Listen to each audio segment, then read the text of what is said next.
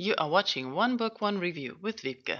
So let's talk e-readers. If you've been following me for a while, you know that I like most of my books in paper format, that I prefer to have book in my hand because honestly I tend to forget things and I always keep flipping back pages and I need to look what happened a page or two before, or if there's an introductory quote in the beginning of the chapter, I like to go back after I finish the chapter and read that. But I'm not completely against e-readers. I do get some books in ebook format because I hear about them and I'm curious and I just wanted to have them right now, so I check how much they cost on my Kindle app on my tablet and find out if I want to buy that. And if it's not that expensive, I tend to buy the ebook and start reading immediately. But that's only when I really want to have it right now. I also tend to buy some cheap old classics where I'm not sure if I really like them or want them. But the main kind of story I like to read in ebook format are novellas and short stories, because they're easy to get, you can brush through them, and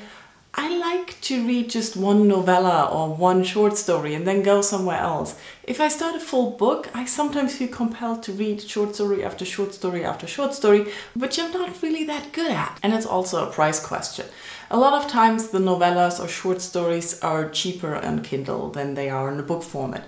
And it's easy to get, and if you feel like reading a short thing, you can just jump on, read a short story, read a novella, and then go on with something else. Now, the biggest disadvantage for me is, though, that I tend to forget they exist. I do have this problem in general when it comes to digital note-taking, digital forms of anything. I don't remember it. I have bad memory, seriously bad memory. But when it comes to things I write down and I have on that tablet, I tend to forget it's there. Not because I don't use a tablet, it's just I don't see it. If I see my TBR pile up there, I know it's there. I can see it growing or shrinking, I can see the books there, I can look forward to picking up that one, or I don't really know why I have that. But when it comes to digital things, they don't really have something I can grasp. So I tend to forget all the novellas and short stories that I bought and have on my Kindle. The same with books that I read. When I really like them, I'm sort of disappointed that I cannot put them in my shelves over there and look at them and maybe pick them up again. I've had this tablet for about 1.5 years now, and that's when I started reading ebooks or trying out ebooks. And over the time, I keep coming back to the fact that I do prefer paper books. What I do like about the tablet or the Kindle app especially is that I can sample books. When I'm not sure if I'm interested in a book or if I want to read that version of the book, I can download a sample without buying it and start reading that. And I've done that quite a lot of times without actually buying the book, especially when it comes to non-fiction. I realized that reading them in ebook format is not for me.